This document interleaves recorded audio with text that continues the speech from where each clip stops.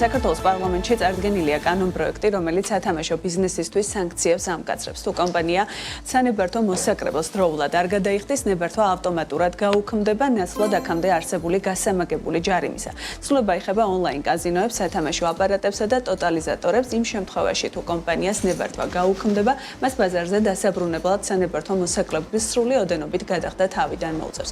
განმარტებითი ბარათის თანახმად ეს თანხები ასე გამოიყურება ონლაინ სამორინე წელიწადში 5 მილიონი ლარი, ონლაინ სათამაშო აპარატები 1 მილიონი და ონლაინ ტოტალიზატორები და თამაშის მიწოდება ასევე 1 მილიონი ლარი.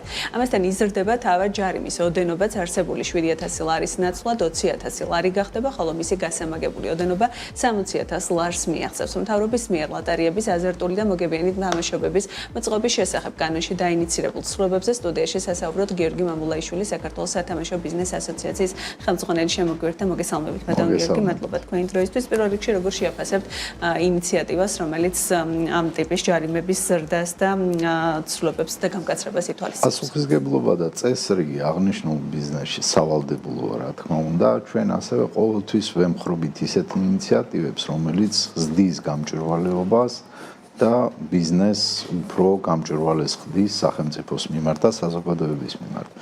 თუმცა აქ უნდა გავმიჯნოთ ის მომენტი, რომ გამკაცრება ან ჯარიმის გაზრდა ეს არ არის გამოსავალი და პრაქტიკიდან გამომდინარე ჩვენ ვხედავთ, რომ ხშირ შემთხვევაში გამკაცრებული კანონმდებლობა პირიქით ხელს უშლის ლეგალური ბიზნესის განვითარებას. დღესდღეობით შეცდომები ხდება, რა თქმა უნდა, აქ არის საუბარი ლეგალურ ბიზნესზე. ეს არის ადამიანური ფაქტორი, რომელსაც ჩვენ ვერ გამოურიცხავ და ამის გულისთვის არ უნდა მოხდეს ბიზნესის დახრჩობა, ესე რომ ვთქვათ, ბევრად უკეთესი იქნება, თუ სახელმწიფო თავის ძალისხმევას მიმართავს ისეთი კომპანიების მიმართ, რომლებიც დღესდღეობით საქართველოდან ან საქართველოში მუშაობენ არალეგალურად. ესეთი კომპანიები მრავლად არის და ეს ბევრად უფრო მეტ შედეგს მოიტანს.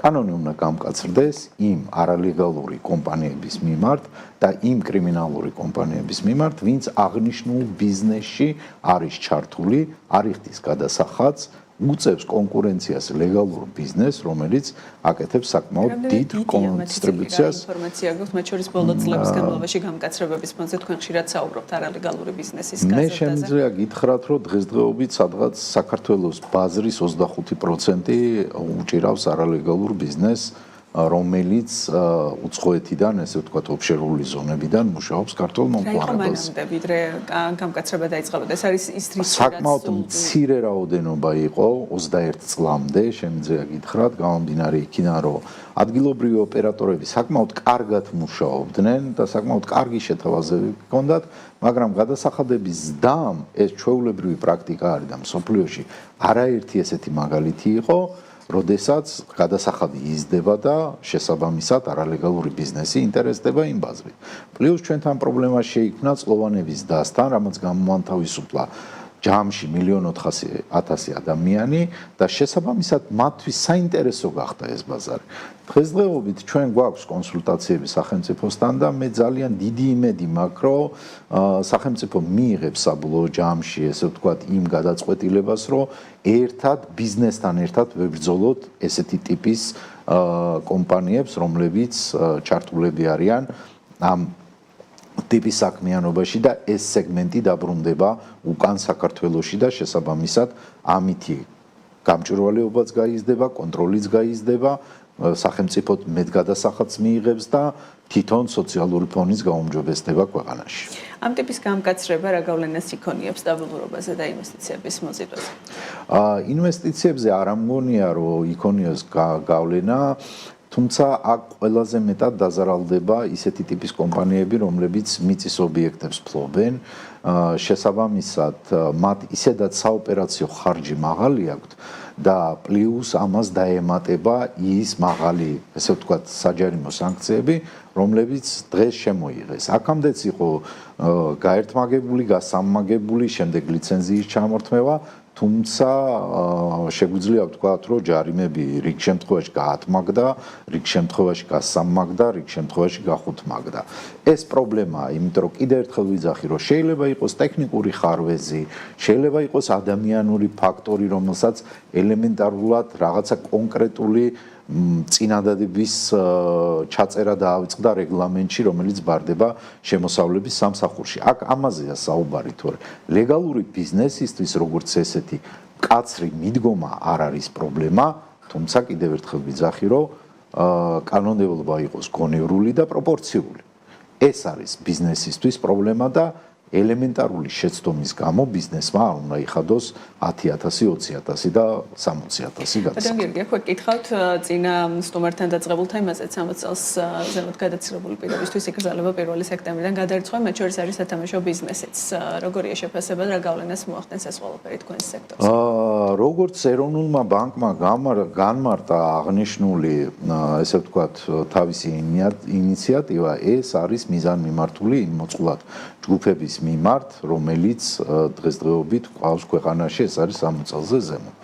თუმცა მე ვერ დავეთანხმები ეროვნულ ბანკს და აქ უნდა მოხდეს იმის გამიჯვნა, რომ როდესაც ისეთი ტიპის კომპანიები, როგორც არის ფორექსი, ფინანსური ოპერაციები, ვირტუალური აქტივების შეძენა და გაყიდვა უმეტესწილად დაკავშირებულია თაღლითობასთან, სათამაშო ბიზნესის ამ პარალელში დაყენება მე არ მიმაჩნია მიზანშეწონილად, გამომდინარე იქიდან, რომ 2019 წელს, როდესაც შეიცვალა კანონმდებლობა და ჩვენ შემოვიღეთ, ესე ვთქვათ, სახელმწიფომ შემოიღო ვერიფიკაციის და იდენტიფიკაციის კანონმდებლობა და გაამკაცრა, დღესდღეობით ეს საკმაოდ კარგად სრულდება და ზუსტად ფიშინგური ოპერაციები აზარტულ თამაშებში ნოლამდე არის თითქმის დაყვანილი.